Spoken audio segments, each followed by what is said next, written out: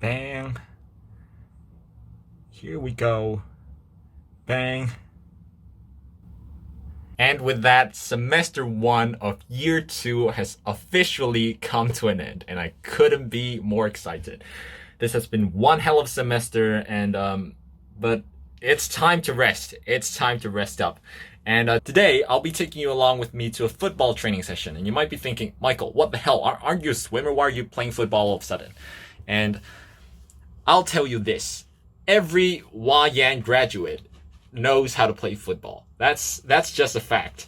But all jokes aside, football is something I've loved doing since secondary school, and it's the sport I turn to when I hate swimming, actually, and it's probably why I hate swimming. It's because I want to play football instead. So, but only this time I do hope to continue training football even after the pandemics go away. I just want to maintain my football at a decent level so I could play if my friends want to play football with me.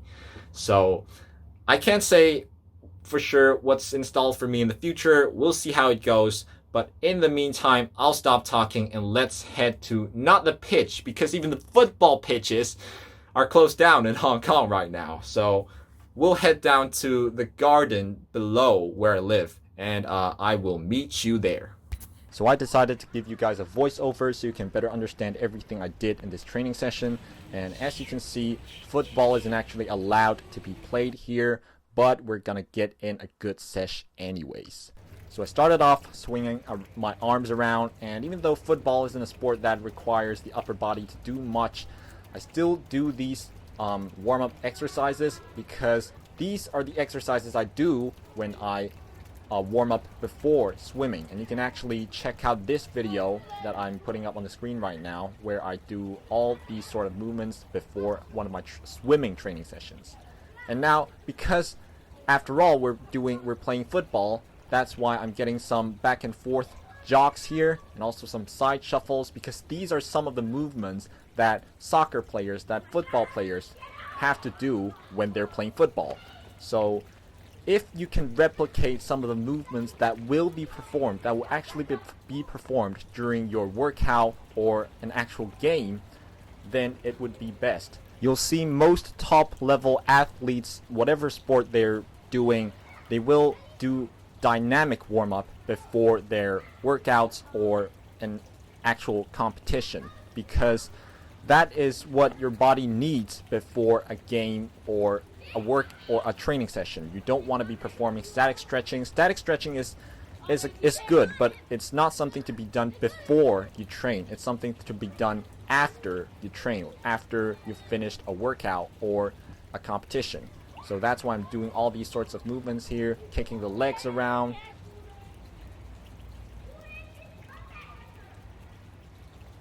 And getting some lunges in here, as you can see. Also just rotating the body a bit so as to stretch out all those tight areas in a dynamic way. And just kicking my feet around and now hugging them.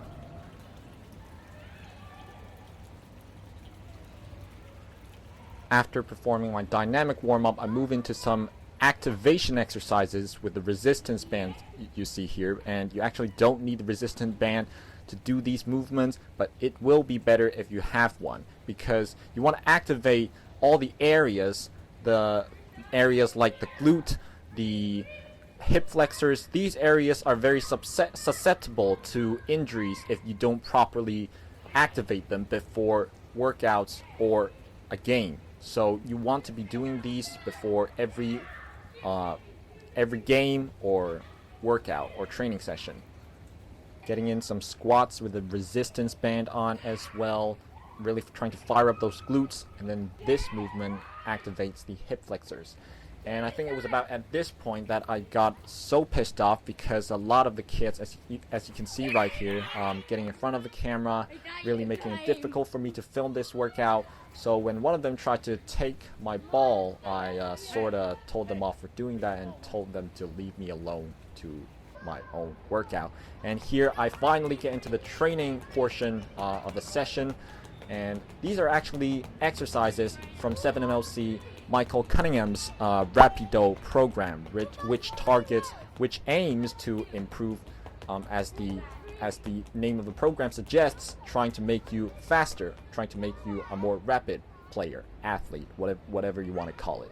And for each of these exercises, there are three exercises, and for each of these, you do 20 seconds of the movement continuously, and then you rest for 20 seconds, which means, in other words, 20 seconds on and 20 seconds off of performing these exercises, and you do them 3 times, so 3 times of 20 seconds on and 20 seconds off for each movement.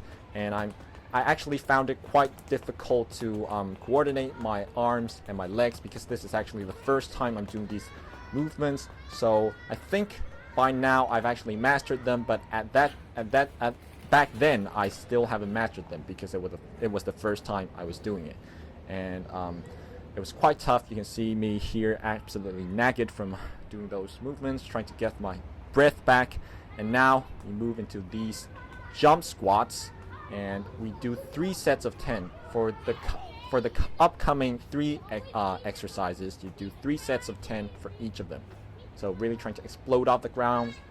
And then these jump lunges, try to synchronize your arms and your legs. When your right arm goes up, your left leg should move up front as well, and vice versa. And last but not least, these skates here, moving laterally, because football is a game that involves lateral movement as well. It's not only moving in front and then backwards, but there are lateral movements. And now I get into the sort of ball mastery / the really basics of the game of soccer, football, and that is the passing. And here I'm doing I'm passing into the wall, taking 1 touch with the same foot, and then doing 50 reps for each of these. And now with the right leg, as you can see, the right leg is better for me, because I'm a right-footed player. So for me, the right foot is more comfortable, is my dominant foot, so I make less mistakes here compared with my left foot. So moving on into some 1-touch passing. Same thing again with the left leg first. When the ball bounces off the wall, I really try to take the bounce off the ball in my next pass. And this is actually the very basics of football. And even though these might seem like this might not look fun, it's actually what every football player needs to do. And even the top level players like Messi, Ronaldo, they are basically like, nobody will ever be too good at these drills. So basically everybody needs to practice them. And then you got the inside touches right now. So take a touch with your right foot, and then the second pass, and then after that you do a pass with the left foot, and the same thing goes. Take a touch with the left foot, and then the right foot passes like here. And then these are some outside touches, taking it with the outside of the foot now. Just now we took the ball with the inside, now we're doing it with the outside of the foot. So the left foot takes a touch, and then the left foot passes it, and the right foot takes a touch, the right foot passes it as well. So you use the same foot to pass and to receive the ball. And now we go into some soul rolls. So rolling it with the left foot, passing it with the right, and then vice versa. And here you see the kid helping me to sort of give me the ball back when I made a mistake. And now getting into some of these Crawf Turns things. So performing Crawf Turn after receiving the ball. It's with the same foot as well. The right foot receives the ball, performs a Crawf Turn, and then actually the other foot passes the ball into the wall again. And again, 50 reps for each of these. And it's actually getting quite late into the night. So, and you can actually see more of the kids coming, and that's when the training session is about to be finished. I rested a bit walking around, that's it for today's training session. 4,681. Back home now, and as you can see, absolutely destroyed, drenched in sweat from head to toe. And I'm gonna towel off, I'm gonna dry off and get ready for dinner.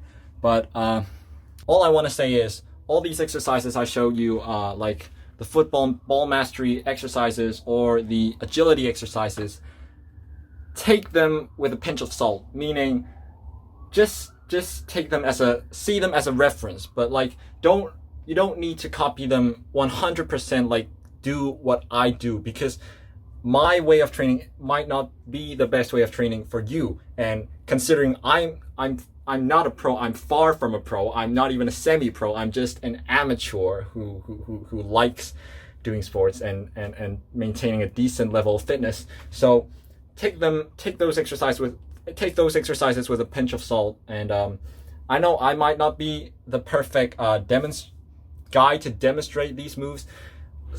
Michael Cunningham does a way better job of demonstrating these moves, because actually I got all these moves from him. So I'm not trying to show you how good at sports I am, because obviously I'm not super talented at sports. As you can tell by now, I know like a lot of friends that are way more athletic than I am. But it's more so about the journey, you know. It's the journey where you work towards that ultimate goal, that final goal. And but more often it's the journey that's more important. That matters more than the end goal itself. So here I am documenting my own journey, and I'm sure it'll be a fun one. So that's it for this video. I'm gonna end the vlog here. Definitely stay tuned for more videos. I'm gonna work on some during this holiday. And yeah, until my next one, I'll see you guys later.